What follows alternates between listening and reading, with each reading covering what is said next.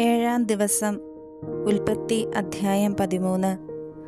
Abram ഭാര്യയോടും സ്വന്തമായ സകലത്തോടും കൂടെ ഈജിപ്തിൽ നിന്ന് നെഗബിലേക്ക് പോയി. ലോത്തും കൂടെയുണ്ടായിരുന്നു. അബ്രാമിന് ധാരാളം കന്നുകാലികളും സ്വർണവും വെള്ളിയും ഉണ്ടായിരുന്നു. അവൻ നെഗബിൽ നിന്ന് ബഥേൽ വരെയും ബഥേലിനും ആയിക്കുമിടയ്ക്ക് താൻ മുമ്പ് കൂടാരമടിച്ചതും ആദ്യമായി ബലിപീഠം പണിതതുമായ സ്ഥലം വരെയും യാത്ര ചെയ്തു.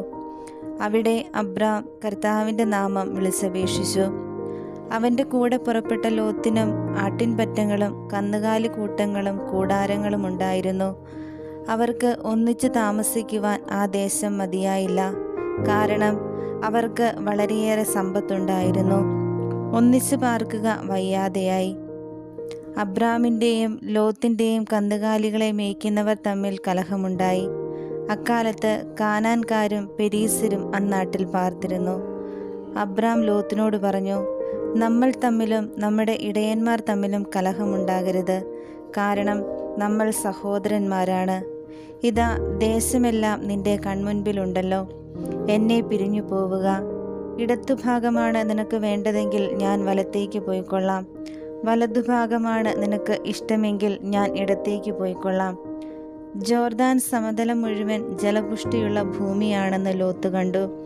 അത് കർത്താവിൻ്റെ തോട്ടം പോലെയും സോവാറിന് നേരെയുള്ള ഈജിപ്തിലെ മണ്ണുപോലെയും ആയിരുന്നു. കർത്താവ് സൊദോമും ഗൊമോറായും നശിപ്പിക്കുന്നതിന് മുൻപുള്ള അവസ്ഥയായിരുന്നു അത്. ലോത്ത് ജോർദാൻ സമതലം തിരഞ്ഞെടുത്തു. അവൻ കിഴക്കോട്ട് യാത്ര തിരിച്ചു. അങ്ങനെ അവർ തമ്മിൽ പിരിഞ്ഞു. അബ്രാം കാനാൻ ദേശത്ത് താമസമാക്കി. ലോത്ത് സമതലത്തിലെ നഗരങ്ങളിലും വസിച്ചു. അവൻ സോദോമിനടുത്ത് കൂടാരമടിച്ചു. സോദോമിലെ ആളുകൾ ദുഷ്ടന്മാരും കർത്താവിൻ്റെ മുൻപിൽ മഹാപാപികളുമായിരുന്നു. അബ്രാം ലോത്തിൽ നിന്ന് വേർപെട്ടതിനു ശേഷം കർത്താവ് അബ്രാമിനോട് പറഞ്ഞു, നീ തല ഉയർത്തി കിഴക്കോട്ടും പടിഞ്ഞാറോട്ടും തെക്കോട്ടും വടക്കോട്ടും നോക്കുക. നീ കാണുന്ന പ്രദേശമെല്ലാം നിനക്കും നിന്റെ സന്താന പരമ്പരകൾക്കും എന്നേക്കുമായി ഞാൻ തരും.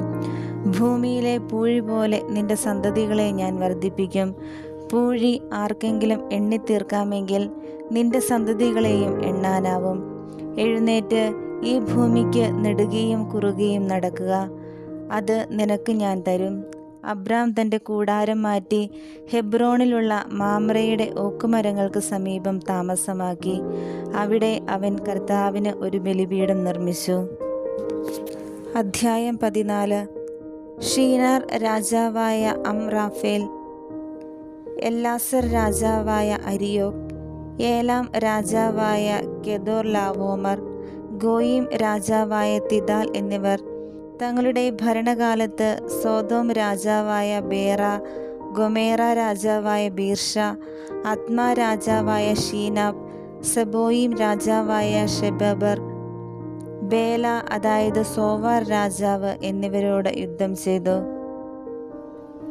അവർ സിദ്ദീം താഴ്വരയിൽ അണിനിരന്നു. അതിപ്പോൾ ഉപ്പുകടലാണ്.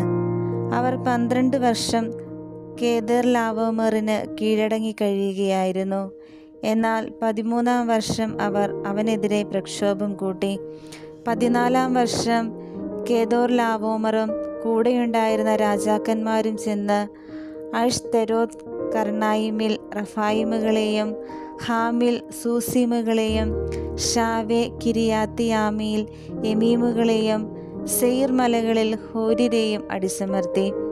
അവർ മരുഭൂമിയുടെ അതിർത്തിയിലുള്ള എൽപാരാൻ വരെയെത്തി. അവർ പിന്തിരിഞ്ഞ് എൻമിഷ്പാത്തിൽ അതായത് കാദേശിൽ ചെന്ന് അമലേക്യരുടെ നാട് കീഴടക്കി. ഹസസോൻ താമാറിൽ പാർത്തിരുന്ന അമോര്യരെയും തോൽപ്പിച്ചു.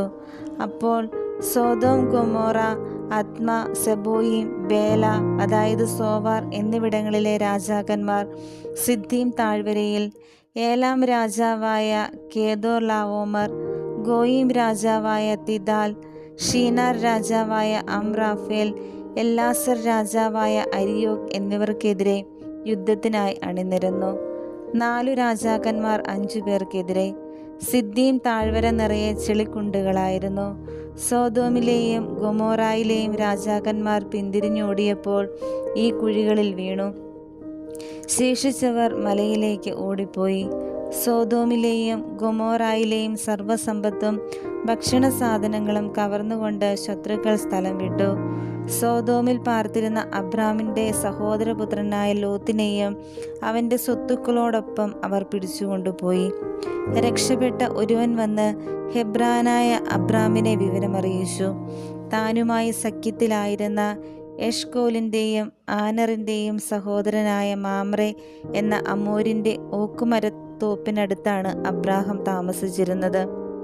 സഹോദരൻ തടവുകാരനാക്കപ്പെട്ടെന്ന് കേട്ടപ്പോൾ തൻ്റെ വീട്ടിൽ തന്നെ ജനിച്ചു വളർന്നവരും പയറ്റിത്തെളിഞ്ഞവരുമായ 318 പേരോടൊപ്പം അബ്രാം ദാൻ വരെ അവരെ പിന്തുടർന്നു.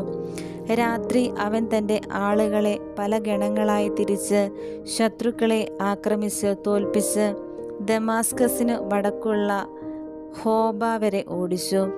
അവൻ സമ്പത്തൊക്കെയും വീണ്ടെടുത്തു. ചാർച്ചക്കാരനായ ലോത്തിനെയും അവൻ്റെ വസ്തുവകകളെയും സ്ത്രീകളെയും ജനങ്ങളെയും തിരികെ കൊണ്ടുവന്നു. കേദോർ ലാവോമറെയും കൂടെയുണ്ടായിരുന്ന രാജാക്കന്മാരെയും തോൽപ്പിച്ച് മടങ്ങിവന്ന അബ്രാമിനെ എതിരേൽക്കാൻ സോദോം രാജാവിൻ്റെ താഴ്വര എന്നറിയപ്പെടുന്ന ഷാവേ താഴ്വരയിലേക്ക് ചെന്നു. സാലേം രാജാവായ മെൽക്കിസദേക്ക് അപ്പവും വീഞ്ഞും കൊണ്ടുവന്നു. അത്യുന്നതനായ ദൈവത്തിൻ്റെ പുരോഹിതനായിരുന്നു അവൻ അബ്രാമിനെ ആശീർവദിച്ചുകൊണ്ട് പറഞ്ഞു, ആകാശത്തിൻ്റെയും ഭൂമിയുടെയും നാഥനായ അത്യുന്നത ദൈവത്തിൻ്റെ കൃപാകടാക്ഷം നിന്റെ മേലുണ്ടാകട്ടെ. ശത്രുക്കളെ നിന്റെ കയ്യിൽ ഏൽപ്പിച്ച അത്യുന്നത ദൈവം അനുഗ്രഹീതൻ. അബ്രാം എല്ലാറ്റിൻ്റെയും ദശാംശം അവന് കൊടുത്തു. സോദോം രാജാവ് അബ്രാമിനോട് പറഞ്ഞു, ആളുകളെ എനിക്ക് വിട്ടുതരിക, സമ്പത്തെല്ലാം നീ എടുത്തുകൊള്ളുക. അബ്രാം സോദോം രാജാവിനോട് പറഞ്ഞു, ഞാൻ കർത്താവിൻ്റെ മുൻപിൽ ആകാശത്തിൻ്റെയും ഭൂമിയുടെയും സൃഷ്ടാവായ അത്യുന്നത ദൈവത്തിൻ്റെ മുൻപിൽ ശപഥം ചെയ്യുന്നു, നിങ്ങളുടേതായ ഒരു ചരടോ ചെരുപ്പിൻ്റെ വാറോ ഒന്നും തന്നെ ഞാൻ എടുക്കുകയില്ല. ഞാൻ അബ്രാമിനെ സമ്പന്നനാക്കി എന്ന് നിങ്ങൾ പറയരുതല്ലോ. യുവാക്കൾ ഭക്ഷിച്ചതും എൻ്റെ കൂടെ വന്നവരുടെ പങ്കും മാത്രമേ എനിക്ക് വേണ്ടൂ. ആനറും എഷ്കോലും മാമ്രയും തങ്ങളുടെ പങ്ക് എടുത്തുകൊള്ളട്ടെ.